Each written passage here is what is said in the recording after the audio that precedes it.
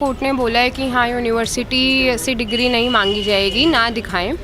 अब इसमें हमें ये जानने की ज़रूरत है कि कोर्ट का रियलिटी बड़ा ही इस वक्त में डाउट में है।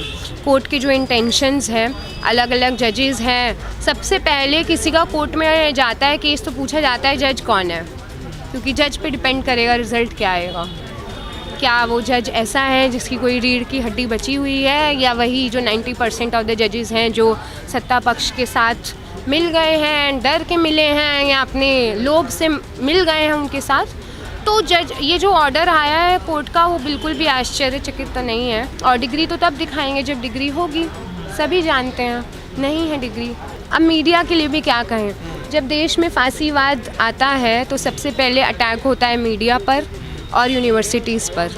मीडिया अगर आपकी तरफ नहीं होगा तो आप अपना जो ये फांसीवाद है वो नहीं बढ़ा सकते, एक डिक्टेटरशिप नहीं ला सकते, क्योंकि मीडिया से उम्मीद होती है वो सच दिखाएगा। हमारे घरों में भी हमारे पेरेंट्स जब एक उम्मीद से न्यूज़ चैनल खोलते हैं कि क्या चल रहा है हमें पता चलेगा, लेकिन अब उनको मना कर दिया जाता है कि मत खोलो, आपको ये नहीं पता चलेगा क्या चल रहा है, ये पता चलेगा कि जो नहीं चल रहा है। देखिए खतरे में तो है ही, मैं लॉ स्टूडेंट हूँ और हमारा करिकुलम पूरा सैफ्रनाइज कर दिया गया है। जूरिस्प्रूडेंस में हमारे करिकुलम में मनुस्मृति डाल दिया है, कौटिल्य, अर्थशास्त्र, पुरुषार्थ, ऐसे शब्द सिलेबस में हैं और उनको टीचर क्लासरूम में पढ़ा रहे हैं। मनुस्मृति को, वर्ण प्रथा को, सब कास्ट सिस्टम को डिफेंड करा जा रहा है।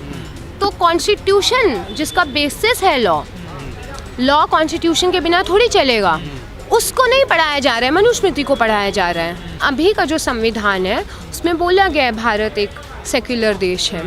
आर्टिकल जो हमारे फंडामेंटल राइट्स हैं, आर्टिकल 14 हो गया, 21, ये सभी आर्टिकल्स कहते हैं कि हाँ हर एक नागरिक को समानता का अधिकार है। और हिंदुइज्म में या हम बोलें जाति प्रथा में वो सेम समानता को नकारा गया है।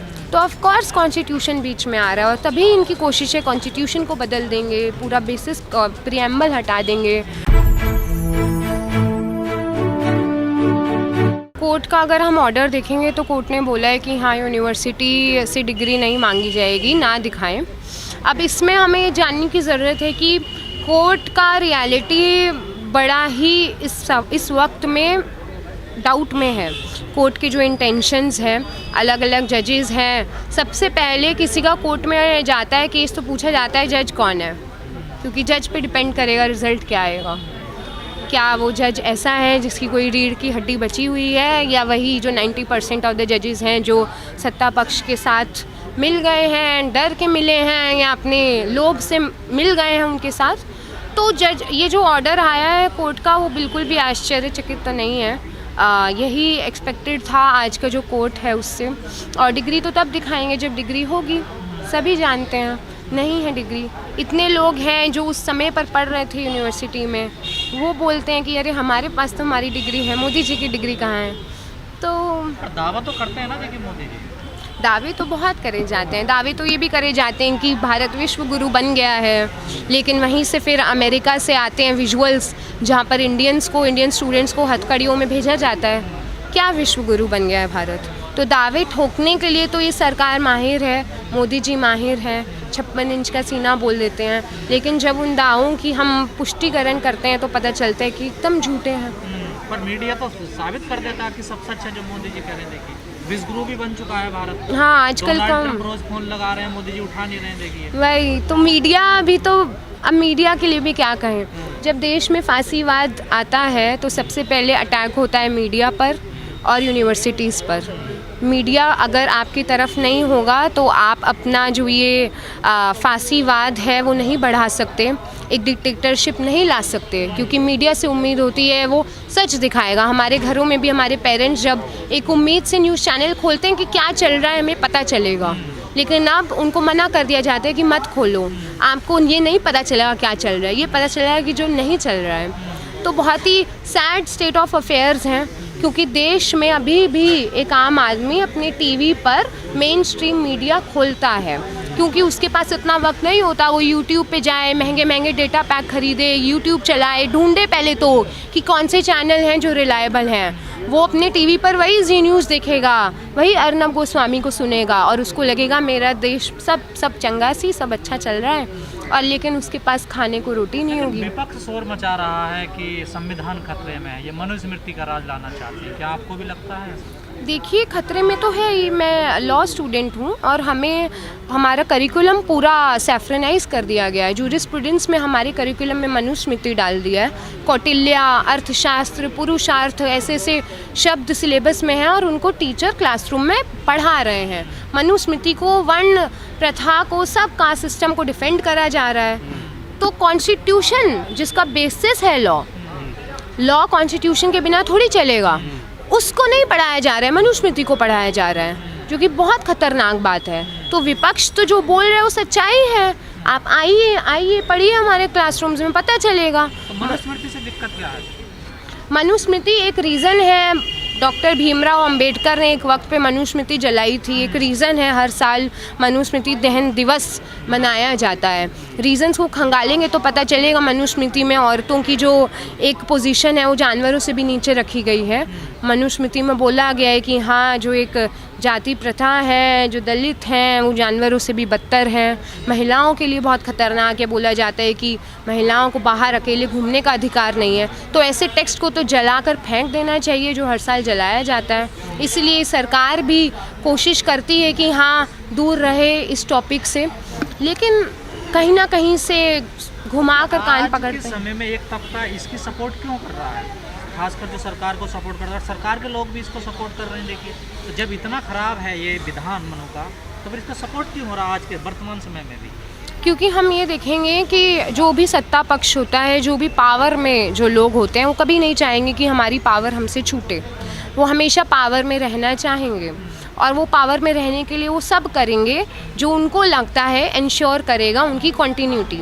यहाँ पर इनका पूरा जो एजेंडा है, पूरा मकसद है भारत को एक हिंदू राष्ट्र बना देने का। हिंदुइज़्म की नींव ही जाति प्रथा पर टिकी हुई है और अगर वो इसको बढ़ावा नहीं देंगे, इसको डिफेंड नहीं करेंगे, तो इनका जो वो एजेंडा है वो पूरा नहीं होगा।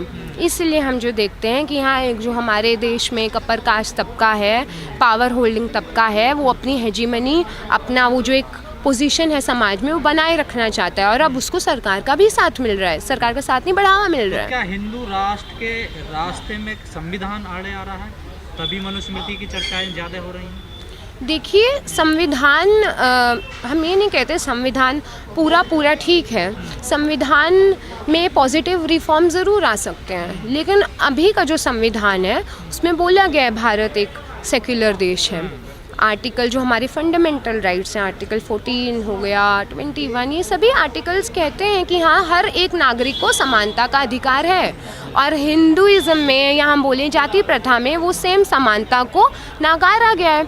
तो ऑफ कोर्स कॉन्स्टिट्यूशन बीच में आ रहा है और तभी इनकी कोशिश है कॉन्स्टिट्यूशन को बदल देंगे, पूरा बेसिस प्रीएम्बल हटा देंगे। हमारे, अब फिर मैं लॉ फैकल्टी का एग्जांपल लूँगी। हमारा प्रीएम्बल लॉ फैकल्टी में लगा दिया था, बहुत पुराने वाला, जिसमें सेक्युलर और सोशलिस्ट वर्ड ही गायब थे और बोला गया ये ओरिजिनल प्रीएम्बल है। उसको फिर हमने हटवाया था और अभी वाला लगवाया था। तो क्या ये जो कोशिशें हो रही हैं और बीच बीच में बातें भी आती हैं सरकार की तरफ से भी, उनके लोग भी, तो क्या ये अपनी कोशिश में सफल हो पाएंगे जो संविधान बदलने की जो बातें हो रही हैं? और कई बाबाओं ने तो संविधान बना भी लिया है, जो दिखाते भी हैं। देखिए, जब तक इस देश का जो नागरिक है वो एकजुट है, जब तक हम देख रहे हैं अभी बहुत बड़ी रे ऑफ होप है, ऑपोजिशन स्ट्रांग हुआ है पिछले चुनाव के बाद। जब तक हम देख रहे हैं कि हम जैसे छात्र ज़मीन पर लड़ाई लड़ रहे हैं, हम जैसे छात्र संगठन लड़ाई लड़ रहे हैं, तब तक ये तो अपने जो एक मकसद है उसमें सक्सेसफुल तो नहीं होने वाले। क्योंकि अभी भी कुछ कोर्ट्स के जजमेंट्स ऐसे आ जाते हैं। सुप्रीम कोर्ट में अभी भी बहुत नाम मात्र, बट कुछ ऐसे जजेस हैं जिनका ज़मीर ज़िंदा है।